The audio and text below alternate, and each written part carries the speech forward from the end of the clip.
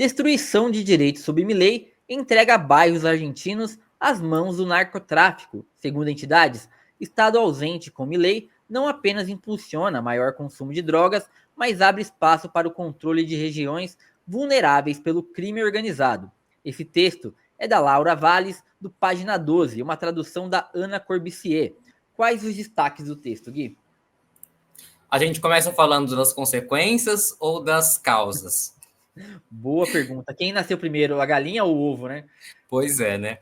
Bom, pessoal, o narcotráfico, né, o texto afirma que ele existe há muito tempo na Argentina, há 20 anos, consumido principalmente por jovens, ok? E só que agora o que está acontecendo é que esses grupos estão tomando o controle dos bairros populares. E o texto ali trabalha muito a região dos bairros em Buenos Aires. E aí, então, vamos falar das causas, né? O Milei, ele está desmontando o Estado, retirando direitos, atacando organizações sociais que atuam nesses bairros populares através de uma série de programas, e com isso as pessoas começam a ficar sem saída. Então, o dinheiro perde seu valor, programas sociais, por exemplo, para acessar alimento, para acessar moradia, para acessar trabalho, para melhorar condições de trabalho, eles são desmontados, e aí vem a oportunidade de ganhar dinheiro fácil. Depois, dinheiro fácil entre aspas, tá? Assim, estou usando um termo que um dos entrevistados utiliza, mas a gente vai entender como que esse narcotráfico, como que essa associação ao narcotráfico acontece nesses bairros. Então, o narcotráfico, além de vender, ele tenta controlar os bairros. Então, quando a pessoa chega num bairro, existe uma pessoa, por exemplo, armada, que controla a entrada e a saída das pessoas, pergunta onde você vai, por exemplo. E as pessoas, e para agora falando em relação ao Milei, as pessoas de fato ficam sem saída, né? E além disso, esse narcotráfico impede, inclusive, a entrada de ajuda humanitária nos bairros. Então, por exemplo, teve uma inundação lá há alguns dias, e aí quando as organizações tentaram entrar com alimentos, elas foram impedidas. Então, essa é a situação que a gente vê ali na Argentina, e é muito pessimista, né? Inclusive, o texto fala sobre isso, que a longo prazo também, enfim, os prognósticos, né? O que pensar sobre o futuro desses bairros, de fato, não é muito otimista. Eu quero começar aqui destacando uma informação que eu peguei no Página 12 mesmo, que em setembro de 2024, duas mulheres, uma de 28 anos e uma adolescente de 14, foram encontradas boiando no rio Matanza. A polícia não as buscou. Os traficantes atiravam em quem se aproximasse. E quando a Defesa Civil tentou levar alimento para essas famílias que estavam isoladas por inundações, foram recebidas a tiros. E quem que negociou a passagem delas? A passagem dessa ajuda humanitária até essas famílias que estavam precisando? Os movimentos sociais, que os mesmos que o Milei chama de parasitas. Queria destacar que isso não é uma falha do Estado. É o projeto do Milei. Não esqueceu os pobres. Ele entregou de bandeja ao crime organizado. Enquanto bancos lucram 40% a mais, mães pesam drogas em balanças de cozinha para alimentar os seus filhos. Isso acabou se tornando um subemprego. Onde está a motosserra, né, do Milei, que ele tanto gosta de propagandear, para cortar os laços entre o governo e os narcotraficantes que hoje governam o bairro dos nossos amigos hermanos, né? É uma pergunta que fica, Gui, porque até ia jogar isso para você, porque a gente tem também esse mercado paralelo, né? Esse mercado de trabalho paralelo.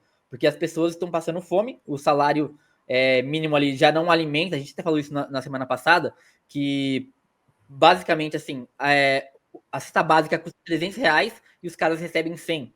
Então, tipo assim, não fecha a conta no mês. E isso acaba criando essa vulnerabilidade ao narcotráfico, né? Sim, então, é justamente isso que o texto pontua, né? Quando o Milei ele enfraquece as organizações sociais, as pessoas que trabalham nessas organizações também ficam sem opções, né?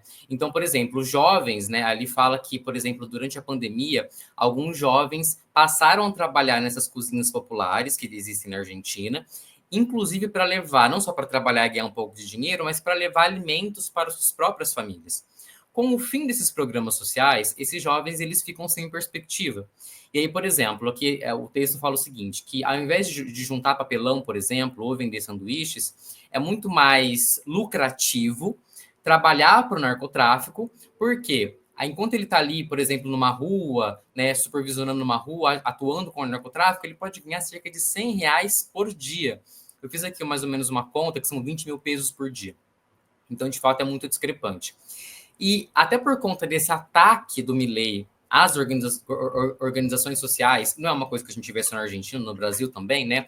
A estigmatização do que é ser uma entidade, do que é fazer parte de um grupo que ajuda as pessoas. Tem muita gente que vê isso como uma, não sei, de uma forma talvez desinteressante, de uma forma estigmatizada, faz com que a perspectiva dos jovens também não faz com que eles não se interessem por fazer parte dessas organizações.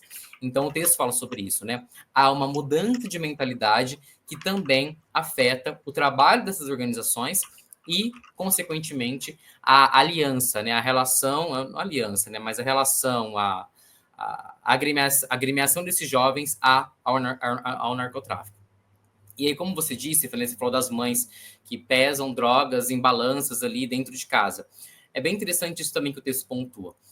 Não necessariamente as pessoas nesses bairros que são aliciadas, elas vão atuar, por exemplo, de uma forma violenta. Elas podem atuar muitas vezes, de fato, em pequenas funções. Então, pesando uma droga, às vezes numa rua observando a movimentação, né, para o narcotráfico, levando uma droga até um determinado lugar, guardando dentro de casa essa droga, fracionando.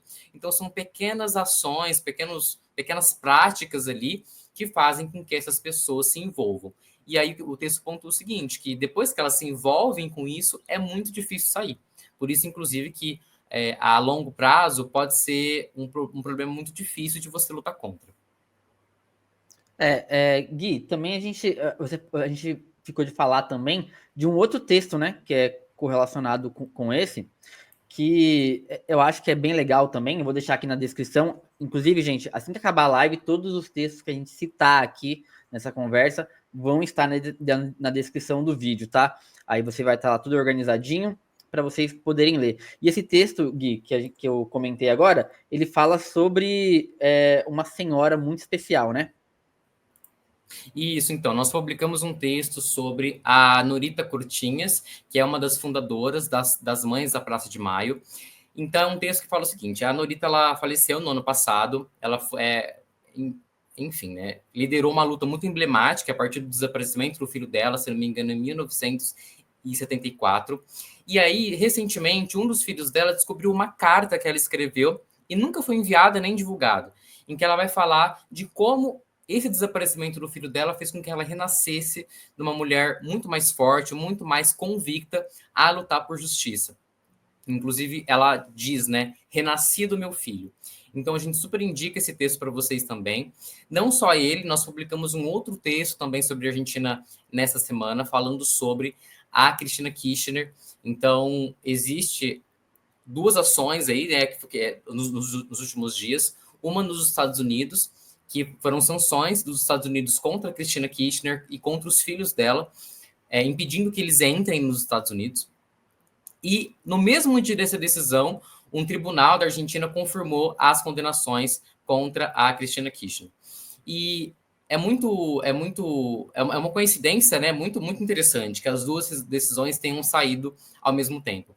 É um texto da Estela Calone, também uma colaboradora que a gente sempre publica aqui, e ela vai analisar, vai trazer toda uma perspectiva ali de como esse lawfare, que está contra a Cristina Kirchner há mais de 10 anos, enfim, ainda está em andamento ali na Argentina para conseguir estigmatizar e criminalizar e, quem sabe, até prender a ex-presidente. Então, a gente super indica e depois a gente vai deixar também aqui na descrição do vídeo.